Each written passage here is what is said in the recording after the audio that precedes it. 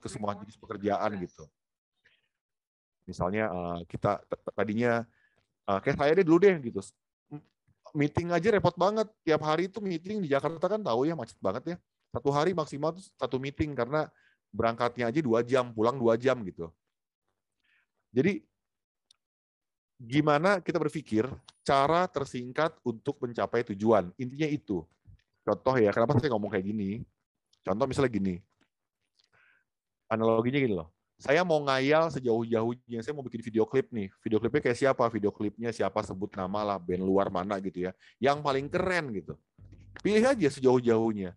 Nah, kita harus melatih diri kita untuk mencari cara tersingkat untuk sampai situ. Jadi, kalau saya sebut itu istilahnya result oriented, bukan proses oriented. Tanpa kita sadari ya, sering sekali kita kejebak sama proses oriented. Bener nggak? Contoh misalnya, setiap kita ngomongin sebuah karya, bisa nggak lu bikin gue video gini. Pasti yang muncul di benak kita tuh adalah, wah itu susah men, harus gini men, gue gak ada kameranya men, gue gini men. Jadi kita ngomongin prosesnya gitu, sedangkan udah pikirnya bisa dulu, udah bisa gitu. Nanti cara tuh akan ada ribuan cara kok untuk mencapai satu tujuan gitu. Nah, memang mungkin bahasa saya tuh tidak bisa menjawab semua pertanyaan gitu. Mungkin bahasa ini terlalu bombastis gitu atau terlalu ngayal lu Pi, ngapain sih lu ngomong kayak gitu kan nggak masuk akal dong. Tapi ntar akan saya pelan-pelan akan saya jelasin nih. Karena saya ngeliat teman-teman juga banyak yang ngeluh lah gitu. Nah, jadi kalau kita ngomongin cara tersingkat untuk mencapai tujuan, nah tujuannya tuh apa sih sebenarnya? Lu mau ngapain sih kan gitu. Nah, ini saya pelan-pelan coba jelasin. Nah, nomor 1, ini saya udah sering sekali orang yang ikut saya workshop ya, yang pernah datang akan berkali-kali saya tuh ngomongin form follow function. Kalau bahasanya terlalu rumit, saya sok keren aja pakai bahasa ini. Sebenarnya intinya gini, fungsi itu harus duluan, baru bentuk. Fungsi harus duluan, baru bentuk. Contoh, mau bikin musik video. Kita selalu pasti sebagai seniman nih, selalu kalau orang bilang, bikinin gue musik video dong, pasti yang kita pikirkan pertama kali itu bukan fungsinya, tapi bentuknya. Bener nggak? Selalu yang, oke men, mau bikin kayak apa? Mau bikin kayak gini nggak? Atau gambarnya laut pakai drone di pantai. Kita ngomongin bentuk terus, ngomongin bajunya warna merah, ngomongin konsepnya pakai lampu warna kuning, ngomongin syutingnya di pantai, ngomongin pakai drone shot. Semua yang kita omongin di awal, yang kita pikirin adalah bentuknya, warnanya, referensinya. Sedangkan logikanya, bentuk itu mengikuti fungsi itu harus duluan. Kalau gue punya private video, berarti kasta gue lebih tinggi dibanding teman-teman yang nggak mampu bikin private video, bener nggak? Ada semacam bentuk eksistensi di sosial media, bener nggak? Jadi itu bentuk eksistensi aja, biar orang-orang tahu nih cowok gue ganteng, biar orang-orang tahu kita mau menikah, dan kita adalah pasangan yang sangat romantis. Biar orang-orang melihat kita sebagai kayak princess sama prince gitu, bener nggak? Nah, kalau pakai logika itu aja, kita pakai nih contoh. Akhirnya apa? Makin mahal videografer akan makin laku apa makin nggak laku? Coba. Kalau pakai logika itu aja. Logikanya, orang tuh nyari status sosial dengan bikin private video. Berarti makin mahal seorang videografer, harusnya makin laku apa makin nggak laku? Coba. Makin nggak laku? Laku. Gue hanya bisa baca mulut tuh. Siapa tuh namanya? Rian Score. Nah, gue bisa baca. Iya kan, logikanya pakai itu aja. Artinya kan makin mahal, makin laku dong. Karena yang dicari itu status sosial. Itu aja kan lumayan membuka pikiran dong. Wah, ngapain gue banting-bantingan harga sama teman-teman gue? Murah-murahan. Justru malah peluang terbesar di saat kita lebih mahal dari orang lain. Supaya ada kelasnya. Memang tidak bisa semua orang mahal, tapi masing-masing kan ada kelasnya. Nggak akan terancam kok temen bikin harga 500 juta, satunya bikin harga 10 juta, masing-masing punya marketnya kok. Kita mikirin fungsinya dulu nih, baru kita ngomongin konsep. Karena yang punya uang nggak akan mungkin ngejelasin, badan gue pendek nih, bisa nggak jangan pakai drone? Mana ngerti sih dia? Kan kita sebagai solution maker buat mereka. Itu baru ngomongin satu fungsi atau dua fungsi. Ada ribuan fungsi lain kok di setiap video. Itu baru ngomongin prewed. Belum kita ngomongin musik video. Jelas kok musik video fungsinya apa. Karena saya pernah kok bikin klip, buat saya sih bagus. Tapi saya tahu sih penyanyinya nggak kelihatan cakep di situ. Karena terlalu sibuk mikirin apa ya, mikirin konsep, terlalu sibuk mikirin syuting yang dari pagi sampai pagi gitu ya. Ada penyanyinya capek mukanya, dan saat jadi mukanya nggak kelihatan cakep. Saya nggak di calling lagi tuh. Padahal klipnya bagus banget. Buat saya itu keren klipnya.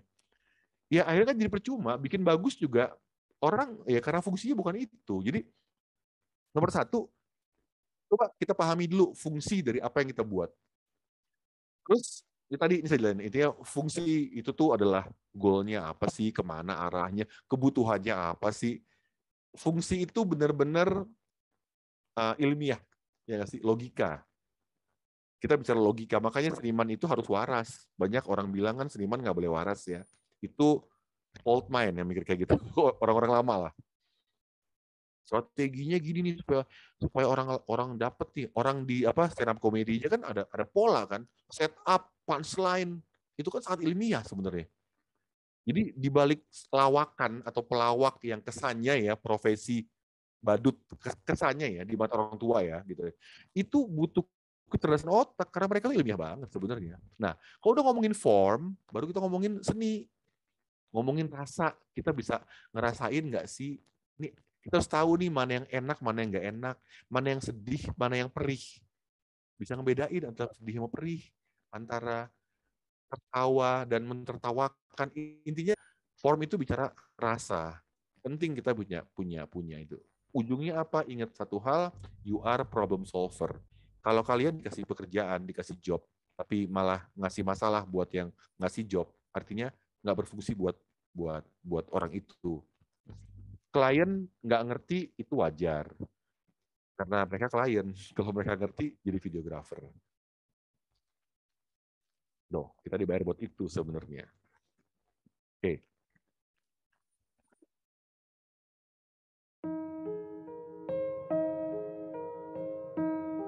Sedikit. Ini sedikit video, mungkin ada yang tahu ya, saya pernah bikin ini. Dipilih Tuhan, kau yang pertama untuk masa depan dan selamanya. Dialah cahaya, tuntunan ke surga. Dengarkan mereka tak berhenti berdoa. Aku yang kau pilih. Potong aja kalau mau lengkapnya di YouTube aja. Jadi gini, saya ditelepon sama Atta kira-kira 2 minggu sebelum acara pernikahan dia. Saat itu masih masa-masa bukan PPKN, lu istilahnya PSBB ya. Nggak boleh ngapa-ngapain lah, syuting nggak boleh. Bang, saya mau bikin video klip bang, mau bikin video klip yang menggambarkan kisah cinta kita gitu ngomongnya. Harus keren bang gitu. Dia hanya ngomong kayak gitu. Saat itu saya membayangkan seorang Atta ya. Atta itu adalah orang klien saya gitu ya, atau penyanyi yang saya udah kebayang lah dia maunya kayak gimana gitu. Saya berapa kali kerja sama dia gitu. Ya dia pasti pengennya wow, internasional, dan keluarganya dia kan terkenal karena sering keliling dunia ya. Masa zaman bujang keluarganya sering keliling dunia, sebuah lagu yang dipersembahkan buat istrinya, theme song pernikahan mereka, nggak tema dunia sih gitu loh. Kayak saya membayangkan pokoknya feel-nya harus internasional gitu, saya ngebayanginnya. Saat itu boro-boro keluar negeri, syuting di luar rumah aja, disamperin sama Satpol PP, nyamperin, ngapain lo gitu. Kedua, itu 2 minggu sebelum pernikahan mereka. Artinya mereka tuh lagi dipingit sebenarnya. Nggak bisa, jangankan dibawa ke puncak gitu, dibawa ke taman mini aja susah gitu kalau di Jakarta ya. Jadi mereka lagi dipingit, sudah mau menikah, dan lagi sibuk banget, jadi hanya punya waktu beberapa saat doang. Sedangkan saat kita ngobrol nih pakai Zoom ya, maunya gimana? Ya macam-macam, maunya gini, membayangkan pakainya gini, banyak lah gitu. Ya saya kalau misalnya nggak berpikir fungsi ya, hanya mikir form ya. Untuk ngikutin semua maunya dia nggak akan mungkin dikerjain sehari gitu. Saya harus syuting mungkin keliling Indonesia kali gitu. Dan pokoknya intinya, dan tidak mungkin juga dilakukan karena mereka sudah mau menikah gitu. Karena saya berpikir fungsi, saya hanya menangkap apa yang dia mau, tapi bukan secara harfiah, bukan nggak ngomongin saya mau merah artinya merah gitu. Saya nangkep saya mau merah, oh dia mau merah tuh karena dia misalnya mau terlihat berani, misalnya bahasa gitu. Saya hanya menangkap apa yang dia omongin dan saya terjemahkan ke dalam bentuk yang berbeda gitu loh. Karena saya tahu oh fungsinya ini, oh dia mau gini, ini video mau dipasang sebelum dia nikah, dia gini-gini. Saya tahu oh fungsinya, oh tenang aja deh. Kalau fungsinya itu gue bisa bikinin yang sebagus itu, tapi lo nggak repot. Akan gue bikin gampang buat lo. Gue ngomong kayak gitu. Ya udah, kebetulan ya saya syuting buat pakai LED, syuting 1 hari nggak sampai 1 hari, malah mungkin beberapa jam gitu ya. Syuting dan alhamdulillah, maksudnya ini video lumayan trending YouTube dan lain-lain. Maksudnya suatu karya yang biasanya dikerjakan dengan waktu yang cukup lama dan cukup menyita waktu gitu ya, dan biaya juga. Video ini bisa kita eksekusi dengan biaya yang di bawah ekspektasi kita semua, waktu yang lebih cepat, dan memenuhi kebutuhannya sebagai sebuah video untuk kebutuhan dia gitu. Selesai. Dan mereka pun juga nggak saya bikin pusing. Tenang aja, lu datang aja, udah tenang, semua gue urusin gitu. Kita bikin gampangnya buat mereka gitu. Nah, nomor 2, udah moga-moga bisa dipahami ya mengenai fungsi gitu ya. Nomor 2, kita harus selalu keluar dari box-nya kita. Itu adalah masalah kita di mana-mana. Just be different. Jadi beda aja gitu. Maksudnya different is better than better kok. Jangan berusaha kita compete orang lain dengan cara berusaha lebih baik.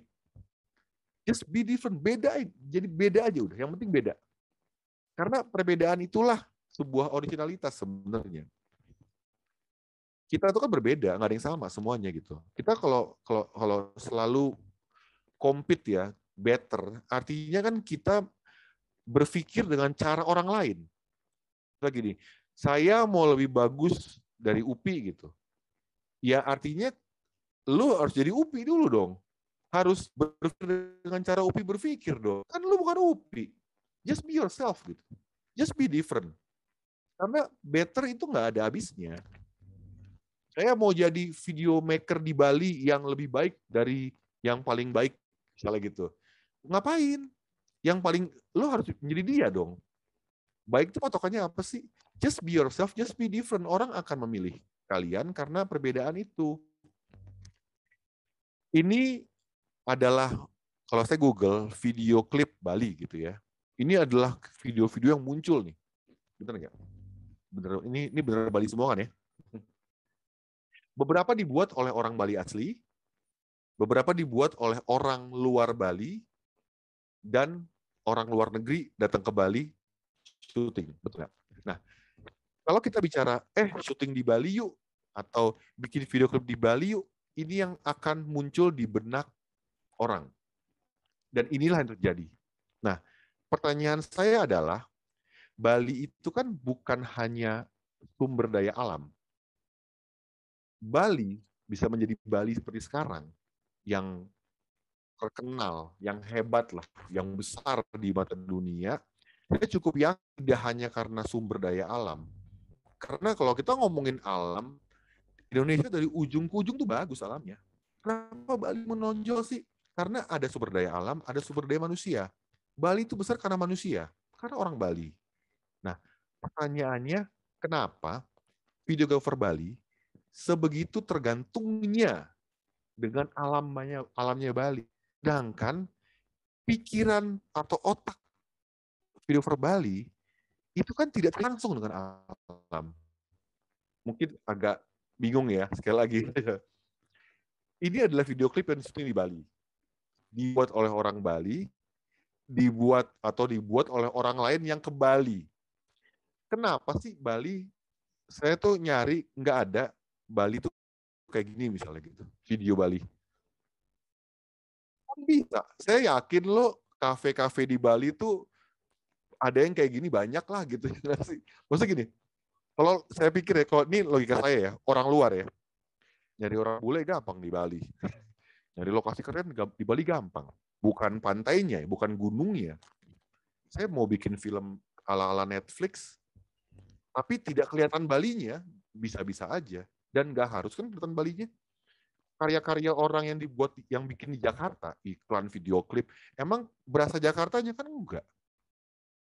Bikin di studio lah, pura-pura kayak di Korea lah gitu. Intinya kita filmmaker di Jakarta tidak terikat dengan fisik kota Jakartanya gitu. Karena Jakarta emang nggak punya apa-apa, jelek gitu. Nggak kayak Bali bagus gitu. Tapi bukan berarti karena Bali bagus, pola berpikir videografer Bali harus sebegitu tergantungnya dengan alamnya Bali. Alam Bali bagus, tapi karena sebegitu tergantung, akhirnya apa yang terjadi? Banyak orang akhirnya bikin klip di Bali yuk, tapi yang bikin orang Jakarta. Kan kasihan orang Balinya. Kenapa nggak bikin orang Bali aja? Bikin film di Bali yuk, Eat, Pray, and Love. Ya bikin orang bule. Kenapa nggak orang Bali yang bikin gitu? Semua yang dibutuhkan untuk film sebagus itu Bali punya kok gitu. Tapi saya melihat mindset kita sebagai videografer terlalu sempit. Nah, Jakarta kebetulan karena kita nggak punya alam yang bagus, kita bisa ngedobrak. Itu aja bedanya sama Jakarta sebenarnya. Kita nggak lebih pinter kok. Karena kita buka jendela nih, jelek gambarnya. Makanya kita bikin set gitu. Makanya saya bikin LED, virtual production. Saya bikin LED, saya taruh tuh gambarnya Norwegia gitu. Atau planet Mars. Karena saya nggak happy sama kota Jakarta, saya buka jendela gitu. Tapi justru hal tersebut yang membuat kita jadi bisa lebih explore. Kita nggak happy sama gedung-gedung di Jakarta yang nanggung gitu secara desain. Bagus enggak, jelek banget juga enggak gitu ya. Sekalinya ada kafe bagus, sewanya mahal banget, 1 hari 30 juta gitu kan. Kita ngakal-ngakalin, tapi kita mampu menghasilkan karya, kita nggak bilang kualitas ya, dengan imajinasi yang seliar ini, gitu, seenggak-enggaknya lah. Tapi sedangkan saya cukup yakin orang Bali bisa lebih dari ini. Nah, jadi akhirnya apa? Orang hanya mau ke Bali untuk syuting kalau butuh pantainya, kalau butuh gunungnya, bukan karena orang Balinya. Nah, bayangkan kalau kalian explore sampai sebesar ini, sejauh ini, orang dari Korea akan datang ke siapa, misalnya namanya siapa, Beli siapa gitu ya. Saya mau bikin video klip sama si Beli itu, bukan karena Balinya, karena Beli itu jago bikinnya. Gitu loh. Saya penyanyi nih, saya BTS nih, mau ke Bali nih, mau syuting video klip. Bukan bawa direktur dari Korea, enggak. Karena saya mau masih ini, sama Nyoman. Dia bagus bikin karyanya gitu loh. Kenapa nggak mungkin ya? Mungkin lah. Ya enggak? Berikutnya yang mau saya sampaikan adalah konsep. Sekarang gimana sih? Ini udah sejam ya. Berikutnya itu adalah sebuah konsep kolaborasi. Ini sering sekali saya tuh ngomong dengan teman-teman dari berbagai profesi bahwa salah satu kunci untuk bertahan di masa depan adalah kolaborasi kita. Yang tidak mau kolaborasi akan tersingkir pasti. Jadi segala macam bentuk persaingan dan lain-lain yang masih menganggap teman satu profesi adalah saingan dan kita saling nyembunyiin, saling nikung, saling ngomongin, mereka tidak akan survive di masa new normal, saya jamin. Itu adalah kuncinya. Kolaborasi itu adalah cara paling cepat untuk menaikkan substandar. Sharing knowledge. Saya nemuin A, nemuin cara baru A. Saya share ke teman saya. Dia juga tahu, tetap dapat. Ntar teman saya nemuin cara lagi yang lebih canggih lagi. Dia share ke saya. Tanpa disadari dalam 2-3 tahun, kelompok ini yang kolaborasi, levelnya akan jauh di atas yang lainnya. Karena kalau kita sendiri-sendiri, dalam setahun berapa kali sih kita mampu berinovasi? Belum tentu sekali, betul nggak? Ada yang setahun stuck gitu aja. Baru tahun berikutnya, saya mau berinovasi ya, nemuin cara baru, nemuin ide baru. Mungkin 2 tahun sekali kita ketemu dengan cara baru, ide baru. Kalau kita berkolaborasi, kebayang nggak? Kita sharing knowledge. Jadi kayak seakan-akan kita kayak bikin pusat riset bersama. Gue udah ide baru nih, gimana kalau model gini. Wah, ide lu oke, gue pakai ya. Oke bro, pakai aja udah. Jangan khawatir, rezekinya nggak akan ketuker. Tenang deh. Ya, nanti temen kita juga gitu, ada ide baru. Jadi kita ada peningkatan knowledge secara simultan. Dan kelompok yang berkolaborasi akan jauh lebih cepat naik dibanding yang tidak berkolaborasi. Production. Ini juga hasil kolaborasi. Saya sendirian tuh nggak mungkin bisa bikin Unreal Engine, LED background dan lain-lain. Karena kita berkolaborasi, kita saling sharing knowledge, yang dia dapat apa kita sharing, maka tanpa disadari dalam jangka waktu yang sangat singkat, kita sudah mencapai satu titik pencapaian teknologi yang mungkin tahun lalu saya tuh nggak pernah ngebayangin. Ya karena kolaborasi. Saya pun juga dengan sangat senang hati saya share apa yang saya dapatin. Saya nggak pernah menganggap bahwa apa yang saya dapetin dari sini pengalamannya harus saya sembunyiin. Enggak kok. Saya akan, kalau mau nanya silakan nanya, nanti kita akan pasti. Saya pengen juga, kalau pengen sama-sama kita naik bareng-bareng lah gitu kasarnya. Ya, udah sejam. Nah, nomor 3. Ini mungkin yang terakhir. Nomor 3 adalah you have to put your standard as high as you can. Ini juga penting banget. Kenapa saya ngomong kayak gini? Saya tuh tergelitik sama satu pernyataan. Jadi saya tuh ngepost lensa Sony ini di Instagram. Saya ngepost, ini emang lensa yang emang saya pakai terus sih. Saya sejak pakai lensa ini, dia 50 mm f1.2, saya tuh seneng banget. Karena nih lensa tuh bikin saya males. Jadi pakai lensa ini tuh langsung bagus gitu ya. Nah, ada orang ngomong kayak gini, namanya saya sembunyikan, dan orangnya ada apa enggak di sini saya nggak tahu sih. Dibilang emang keren sih, tapi apa daya, yang saya cuma bisa sewa di rental. Kalau dapat klien yang nggak pelit, kalau dapat klien yang neken harga, paling cuma bisa lensa kit. Ini kan terdengar normal ya nggak sih? Tapi buat saya gitu loh, kalau saya di posisi dia, saya akan paksain untuk mengeliminasi klien yang pelit. Karena I have to put my standard.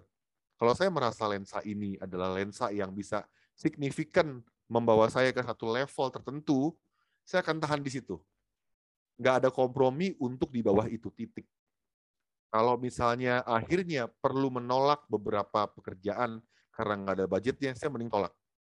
Atau saya nggak tolak, saya subsidi dari uang saya kalau perlu. Karena standar itu penting.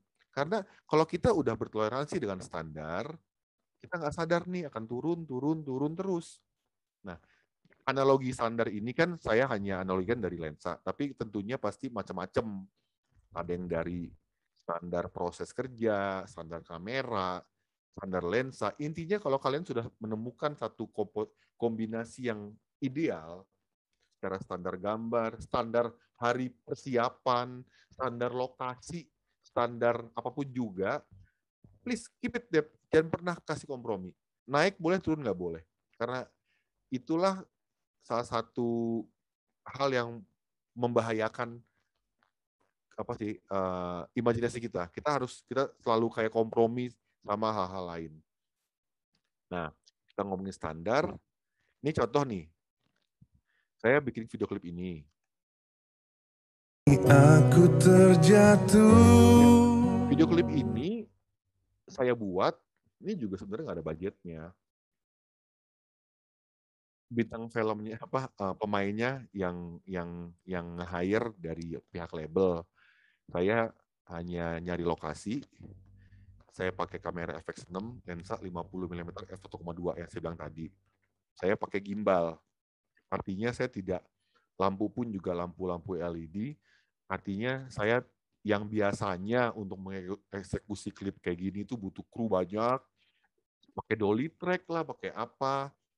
Kali ini ya udah nemu nih saya nih komposisinya nih. Saya pakai gimbal lensa 50, lampu juga tidak terlalu banyak saya pakai, kru juga hanya sedikit, beberapa orang. Ya udah, saya tidak mau di bawah itu. Tapi yang lainnya oke, karena saya ngelihat bahwa dengan benda ini gitu yang saya bilang standar, Saya minimal walaupun nggak ada budget, nggak ada kru, nggak ada apa, saya bisa minimal dapat gambar kayak gini gitu loh. Itu versi saya soal standar. Tentunya beda-beda, ada yang mungkin standarnya kamera, standar yang lain. Ini buat saya masalah standar tadi.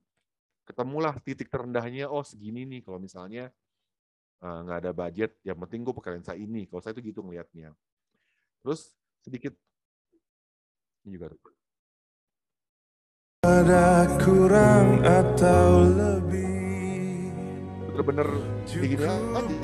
Maju mundur, maju mundur. kaulah orangnya, cuma bisa aku yang rasanya nyamanku. Cukup aku di sisa hidupmu, lebih baik cukup daripada kurang atau lebih. Lebih baik cukup daripada kurang atau lebih. Jadi kembali lagi ngomongin standar, kenapa mungkin sedikit belok ya, nggak belok juga sih. Tadi maksudnya bridging, tapi nggak terlalu halus bridgingnya nih kayaknya. Saya mau ngomongin sedikit ekosistem Sony yang emang saya pakai. Jadi saya percaya sama satu kunci dari efisiensi yang saya ngomong di awal. New normal yang dicari adalah efisiensi. Kecepatan proses menuju tujuan, kan gitu kan efisiensi kan. Saya kebetulan memilih ekosistem Sony di sini. Kenapa? Karena ekosistem itu penting. Ekosistem itu adalah metode untuk mempercepat proses. Kita bicara ekosistem ya, nggak bicara kamera doang, lensa doang. Karena hanya dengan kita bekerja under sebuah ekosistem, otomatis banyak proses terpangkas. Kayak contoh gini, saya pakai kamera Sony, sekarang saya pakai FX6 sih. Dulu atau US3 dan lain-lain. Tapi mutlak harus lensa G-Master atau lensa Sony, saya pernah pakai. Bukan intinya harus lensa Sony. Kenapa? Karena kalau saya udah pakai FX6, percuma kalau saya pakai lensa merek lain, karena autofocusnya nggak jalan. Kenapa harus pakai autofocus? Karena saya itu nggak suka nambah orang buat bantuin fokus. Kalau tangan saya kepake dua-duanya, saya mau pakai gimbal biar gampang syutingnya. Karena kalau nggak pakai gimbal, saya pakai dolly track, jadi mahal, alatnya berat, syutingnya lama, orangnya banyak dan lain-lain. Terus kenapa? Jadi penting tuh kenapa autofocus, kenapa harus lensa Sony supaya sih bisa pakai gimbal. Karena kalau lensanya manual dulu sebelum pakai lensa Sony, saya untuk gambar-gambar yang saya butuhkan kalau pakai gimbal susah. Kan fokusnya kan harus ada yang megangin kalau gimbal. Kan butuh autofocus supaya tangan saya bisa maju mundur. Jadi karena saya memilih pakai gimbal harus autofocus. Jadi muter aja tuh. Jadi kayak satu dicabut nih, kalau autofokusnya dicabut nih atau lensanya lensa lain, saya nggak bisa pakai gimbal. Jadi kayak ngerti nggak? Harus semua saya pakai gitu loh. Nah satu, kedua belakangan karena misalnya bukan hanya budget ya, masalah izin dan lain-lain, saya sudah mulai mengurangi dan kalau bisa menghindari jenis lighting yang terlalu besar, HMI 2,5 kilo, 6 kilo. Karena apa? Selain mahal, butuh orang banyak, plus kalau udah pakai lampu besar, saya butuh genset. Kalau udah butuh genset, artinya akan ada orang lokal, parpol yang datang minta uang.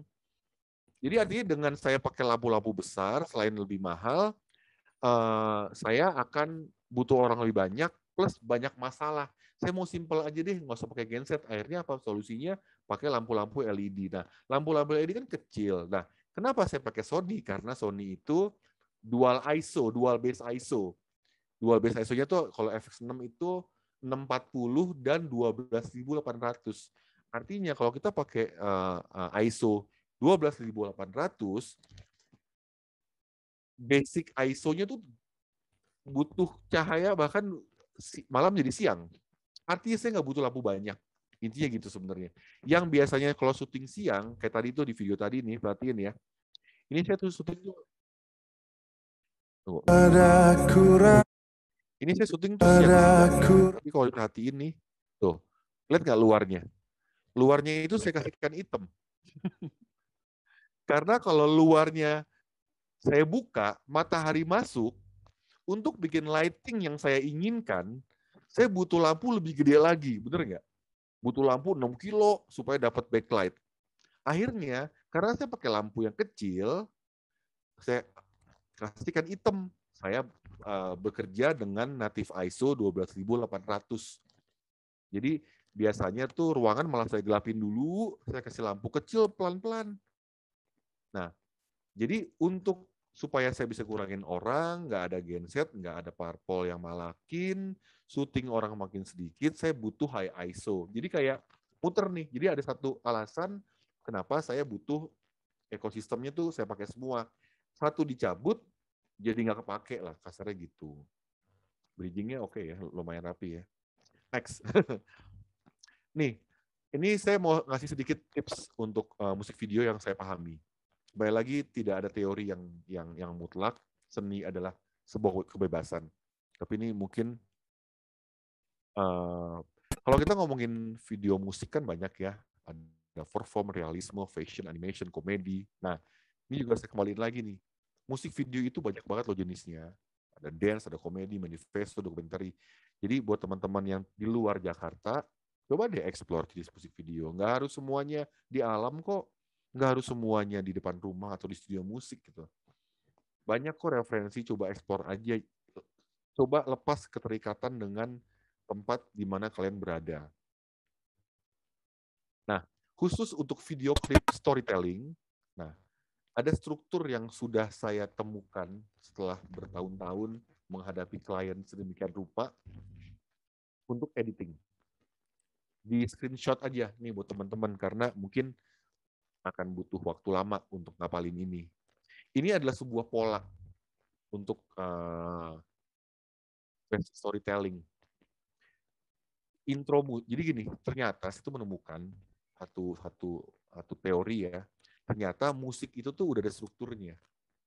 Musik itu dibuat, teori musik ya, ada intro, verse, chorus, itu dibuat. Kenapa musik itu selalu habis intro itu verse 1, verse 2, atau song 1, habis itu ada pre-chorus, habis itu dibilang ref, habis itu ada intro gitar. Kenapa musik itu punya pola? Kenapa sih gitu?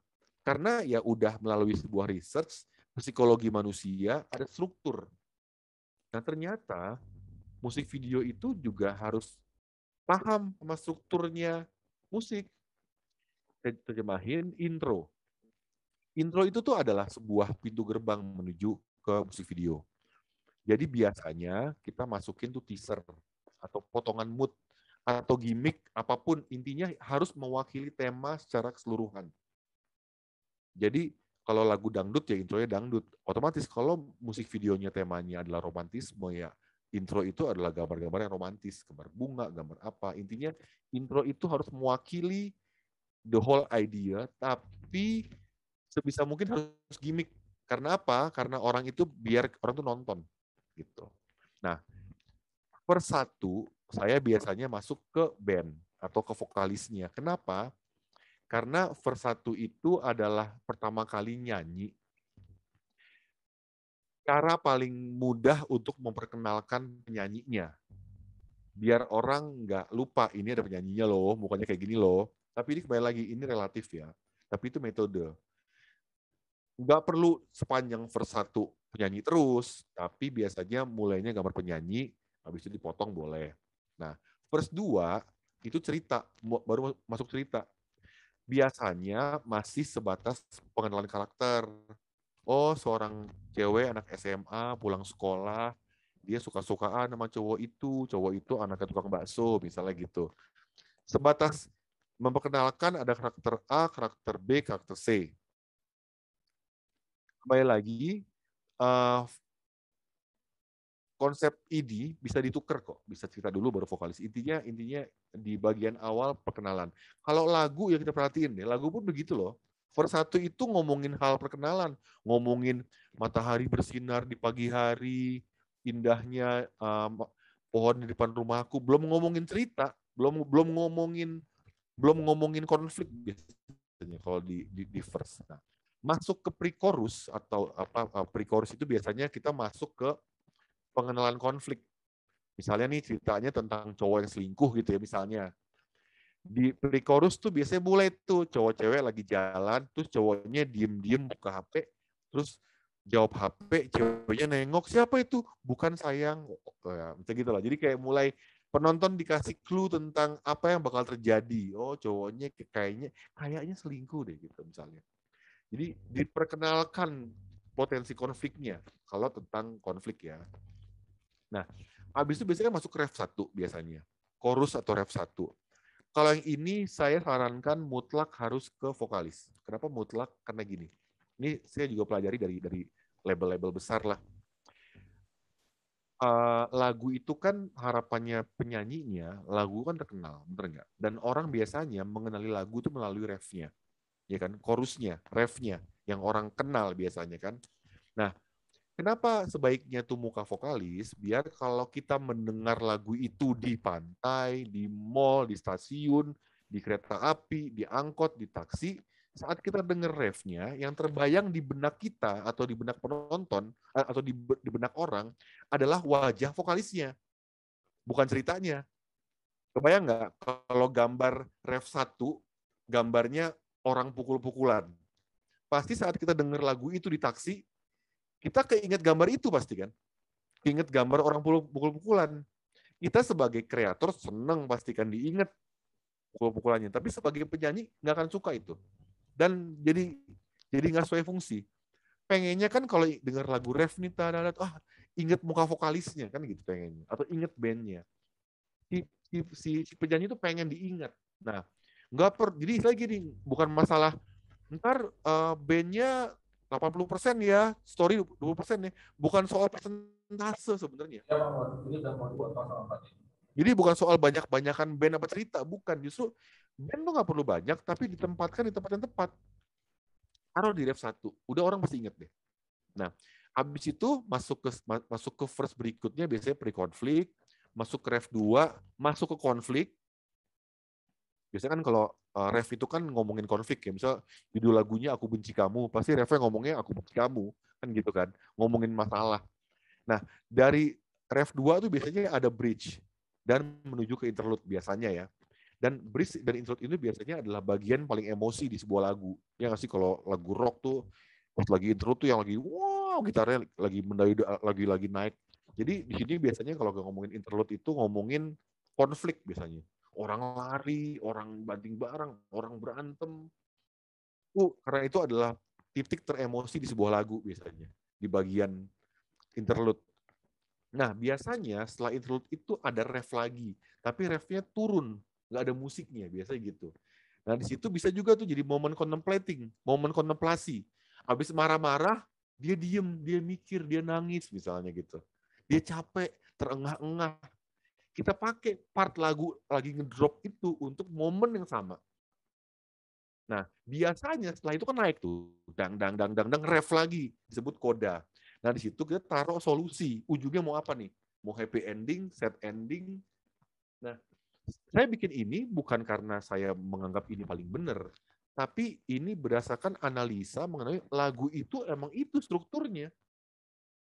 Emosi gitar meraung-raung gitu. Ya karena emang secara teori musik itu part di saat orang pengen emosinya muncul gitu.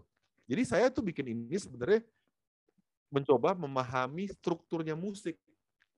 Tentunya kalau lagunya beda, strukturnya beda, kita juga bisa mengembangkan ini menjadi pola yang baru ya. Atau misalnya kita bicara bukan pola storytelling deh, video klip yang dance atau video klip yang komedi, tentunya pasti berbeda. Tapi kurang lebih sama kok kalau kita perhatiin. Kurang lebih sama kok. Jadi kembali lagi form follow function. Kita bikin video klip, fungsinya kan untuk musiknya. Kita pahami dulu fungsinya musik, strukturnya musik, baru kita taruhlah di sini struktur yang mengikuti kebutuhan musiknya. Nah, ini salah satu tips aja. Biasanya gini, kalau misalnya bikin... Halo Mas Upi. Ya, sorry. Ya, waktunya sudah mendekati nih. Oh, sudah ada beberapa pertanyaan yang masuk sebenarnya, Mas Upi. Sepertinya para peserta udah sabar nih untuk bertanya. Ini gini aja, ini di screenshot aja. Screenshot ya, oke. Karena ini terakhir sebenarnya. Oke.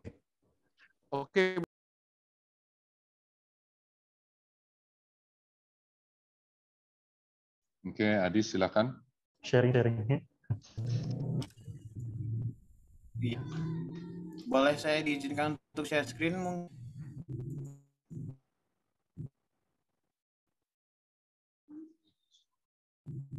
Saya tadi sempat. Oke, sudah bisa. Oke, layar saya semoga sudah kelihatan. Oke, teman-teman, selamat malam. Saya sebelum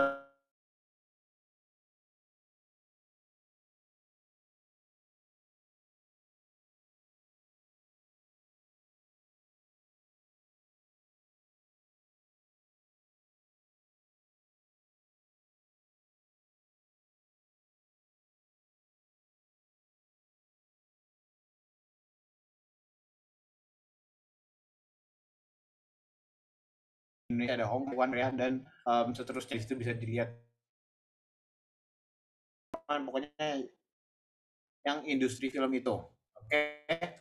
Bagaimana kita bisa memastikan bahwa teman-teman menggunakan kamera Sony.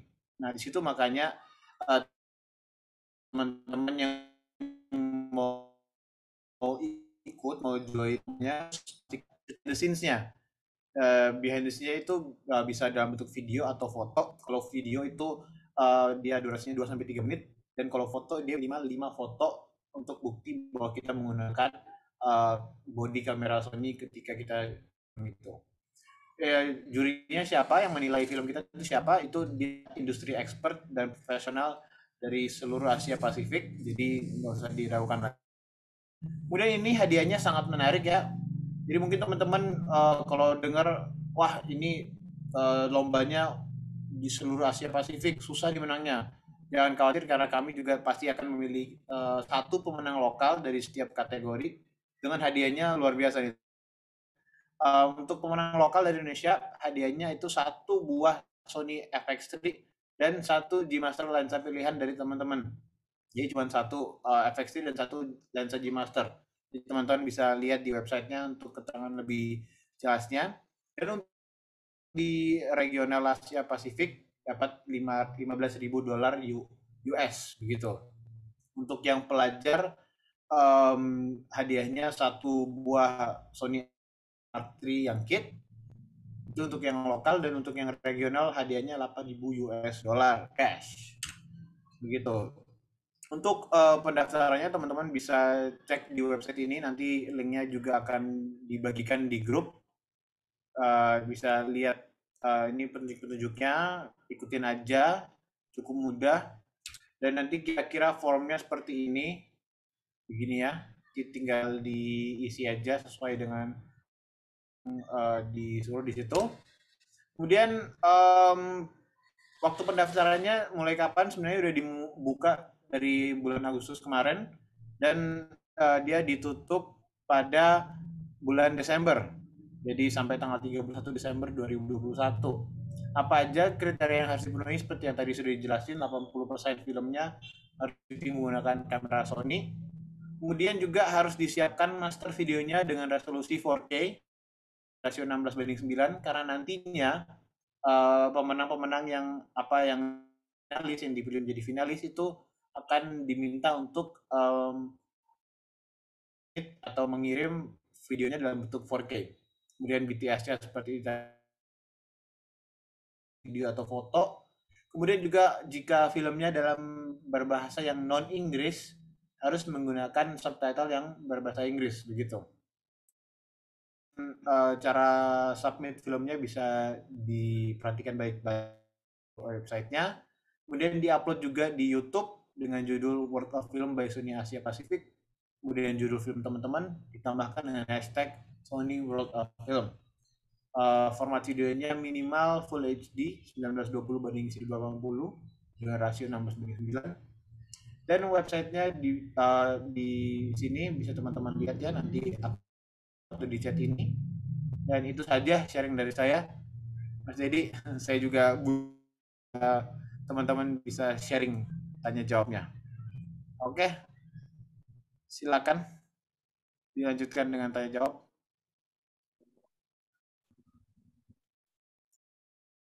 Oke, terima kasih Pak Adis sudah. ikutan tuh, seru tuh. Dia nih. Gue boleh ikut gak sih? Nggak boleh. Waduh, Nggak boleh. Boleh gak sih? Nggak boleh. coba aja Mas Upi. Ada ininya nggak sih? Persyaratan larangan? Enggak lah. Itu mungkin coba tanya Kakak V, ada di sini juga dia. Main banget tuh. Oke, mungkin Mas Dedi boleh membacakan pertanyaan-pertanyaan beberapa ya dari teman-teman tadi. Oke, karena Dedi lagi ada kendala teknis, mungkin saya take over dulu untuk pertanyaan-pertanyaannya. Oke, dari Fulviandi Dalope, ya Dalop. Mas Upi, apa aja sih yang perlu diperhatikan kalau kita ingin membuat video yang penuh dengan visual effect atau 3D animasi? Gimana cara merencanakan dengan efisien? Oke. Sebenarnya gini, saya percaya bahwa persiapan itu adalah kunci dari segala-galanya. Banyak gini loh, kayak contoh nih, sampai hari ini ya, kalau saya nawarin konsep green screen gitu ya ke klien, selalu nanya, entar hasilnya bagus ke sih gitu. Kenapa? Sedangkan teknologi green screen itu udah dari tahun 80-an juga udah dipakai orang. Tapi kenapa masih sampai hari ini masih ada klien yang meragukan hasilnya gitu ya? Ya sebenarnya karena banyak pelaku seni yang tidak melakukan teknik itu tapi tidak mengikuti prosedurnya gitu, kasarnya gitu loh. Dan semua kunci itu ada di persiapan. Banyak sekali orang berpikir bahwa kalau pakai green screen itu artinya tugasnya di belakang, entar lah udah syuting dulu aja, entar belakangan aja biar orang postnya yang ngerjain gitu, atau nanti lightingnya gini aja, entar belakangnya. Sedangkan justru penting banget kita tahu apa background-nya saat syuting, karena itu berhubungan banget dengan desain lighting. Jadi kalau lightingnya bener ya, kita udah tahu background-nya apa, green screen tuh gampang banget, tinggal klik selesai, langsung bagus, langsung realistik, langsung rapih. Nggak pakai ngulak-ngulik gitu. Karena apa? Ya itu sebenarnya kan sederhana kita mikirnya di awal apa di akhir. Jadi saya tuh sangat percaya bahwa penting sekali preps. Terus ngomongin CGI itu kan banyak faktor ya. Ada butuh 3D, ada butuh apa. Nomor satu sebenarnya gini, paling gampang tuh saya tuh percaya sama result oriented. Teknik itu bisa berbagai cara. Kalau kita mau bikin misalnya konsep science fiction gitu ya, jangan ngomong science fiction dulu. Kita mau bikin apa sih sebenarnya gitu loh. Bikin apa sih? Pakai referensi yang dipahami bersama. Cari referensinya deh. Lighting kayak gini, bakal kayak gini. Kita harus membayangkan outputnya kayak apa. Kalau perlu kita gambar, kita apa. Intinya kita harus tahu betul mau bikin kayak apa. Jangan masih setengah kita ngeraba terus udah syuting. Harus tahu gitu. Lighting langitnya bakal warna apa, sumber cahaya dari mana, gambarnya apa, efeknya bakal apa. Bakal ada efek apa, ledakannya seperti apa, atau efek visualnya pesawat luar angkasa kayak apa, harus punya bayangan yang persis seperti itu. Benar. Baru dieksekusi. Sih. Nah, kalau udah kita tahu mau bikin apa, sebenarnya tinggal nyari cara yang paling gampang itu doang sebenarnya. Jadi nggak ribet kemana-mana gitu. Saya sih percaya sama persiapan gitu. Jadi metode tuh itu sekarang kok ngomongin visual effect ya, udah gampang banget kok. Kita bicara 3D misalnya. Udah banyak software yang kasarnya template lah. Ya nggak sih? Butuh pesawat luar angkasa gitu. Nggak perlu kita modeling, texturing. Udah bisa beli gitu. $5 dapat tuh pesawat luar angkasa gitu kan. Rendering pun nggak harus di Blender yang butuh GPU besar. Kita bisa pakai After Effects, pakai Video Copilot misalnya. Bahkan kita bisa rendering, cloud rendering. Kita tempelnya juga nggak perlu di After Effects. Bisa juga di Final Cut Pro atau Premiere. Intinya metode itu bisa apapun. Dan saya justru malah paling senang kalau nemu metode dengan cara yang paling gampang. Seperti tadi saya bilang saya bikin The Massive video clip pakai Final Cut Pro aja, nggak pakai. Karena sebenarnya kuncinya di persiapan. Udah tahu kayak apa ya, udah gitu. Moga-moga menjawab ya. Oke, thank you Mas Upi. Ini ada pertanyaan kembali Mas Upi dari Imadi Indrawan. Nah, Mas Upi mau tanya nih, setiap video yang dibuat apa selalu buat storyboard atau langsung eksekusi, Mas Upi? Thank you. Storyboard itu kalau buat saya bukannya mutlak ya, tapi gini, harus punya guideline yang jelas. Kalau paling gampang, kalau orangnya banyak, kita harus jelasin ke banyak orang, bikinlah storyboard. Karena kadang-kadang kita cuma ngomong, ntar adegannya side shot. Side shot itu beda-beda di perspektif semua orang. Sebaiknya kita bikin se-clear-clearnya. Kalau ada orang banyak ya bikin board, biar jelas di mana angle-nya. Kadang-kadang kalau saya malas bikin board, saya cari referensi aja yang dekat. Intinya fungsi board atau referensi atau apa itu adalah sarana kita untuk menjelaskan isi kepala kita ke orang lain kan. Karena kita kerja kan sama orang lain. Kalau kita syuting sendiri, ngedit sendiri, semua sendiri ya nggak perlu board, udah di kepala semua kan. Tapi kita butuh media untuk menerjemahkan isi kepala kita ke orang lain. Board adalah salah satu media yang paling umum gitu. Itu satu konsep, bank ide di kepala kita itu bagus semua. Karena seni itu adalah itu. Kita melupakan referensi kita, lantas berevolusi di diri kita, dengan knowledge kita jadi hal baru kan. Kalau kita nyari ide, pas ada kebutuhannya, kita akan niru pasti. Nah, di situ niru ya bukannya saya nggak mau kimi orang boleh nggak boleh ya. Tapi kalau kita meniru, kita mungkin visualnya bagus, tapi nggak ada rasanya. Kan yang penting kan kita berevolusi apa sih? Mencampur adukan lah, kayak orang masak lah, mencampur adukan gambar-gambar random di kepala kita yang kita dapatkan saat kita lagi nganggur ya nonton film, kita campur aduk lah mungkin lighting dari film apa, acting dari film apa, dicampur adukan dengan rasa apa yang mau kita buat hari itu. Itu kan udah ada proses nyampurnya tuh. Jadi sebaiknya emang di waktu senggang jangan nonton, istilahnya kalau Instagram tuh jangan hanya lihat Jakarta keras atau apa gitu loh. Lihat juga ya bagus-bagus gitu. Jangan ngelihat yang cupu-cupu doang. Perkayalah kepala kita apa gambar-gambar bagus, ini bagus supaya nanti pasti muncul, ini pasti muncul. Nggak bakal hilang kok, pasti muncul gitu. Benar. Wah, thank you banget nih Mas Vigova atas sharing ilmu mengenai videonya. Nah, teman-teman, tadi adalah penjelasan dan pertanyaan terakhir dari online kelas malam hari ini. Oke, sekali lagi saya ingatkan untuk teman-teman apabila ingin melihat promo-promo terbaru Sony, bisa cek di Instagram kami @sinarfotobali atau bisa langsung ke sinarfoto.com di website kami. Bisa juga cek nanti untuk video ini akan kami up juga di channel YouTube kami di Sinar Foto Channel. Oke, teman-teman. Jadi minta tolong di-subscribe. Oke, sebelum kita mengakhiri ini, saya ucapkan terima kasih kepada Sony Indonesia sudah bekerja sama kepada kami untuk menemani para peserta dan Sinar Foto untuk berbagi ilmu mengenai videografi. Thank you Mas Upi, thank you Mas Adis. Kita say hello dulu teman-teman, kita buka dulu videonya. Mungkin kita foto bareng dulu ya teman-teman. Baik, rekan-rekan sekalian, tolong dihidupkan dulu semua kameranya. Kita akan ambil foto bersama ya. Oke, ayo. Masih banyak yang belum nyalakan kameranya nih. Wow, luar biasa. Kita akan ambil 2 kali ya. Oke. Oke, kita akan ambil yang pertama. Siap ya? 1, 2. Oke, yang kedua. Ayo, dihidupin kameranya. Ayo teman-teman, buka kameranya. Ayo, Respian, Budi Soleman. Oke, Deka foto nih, Deka, ayo. Siap ya? 1, 2, 3. Oke, terima kasih. Yang gini ya.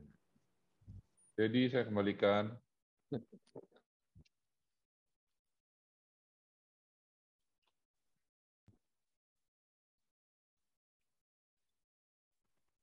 Oke, terima kasih ya teman-teman ya. Nggak ada suaranya. Iya. Baik, mungkin ada gangguan internet di sana. Baik, teman-teman, terima kasih atas partisipasi malam ini. Terima kasih Om Upi. Wah, terima kasih sharingnya malam ini. Luar biasa. Terima kasih teman-teman dari Sony semuanya. Ya, teman-teman semua, selamat malam. Sampai jumpa lagi di kelas Sinar Online yang berikutnya. Terima kasih. Sampai jumpa. Terima kasih semuanya ya. Terima kasih. Bye.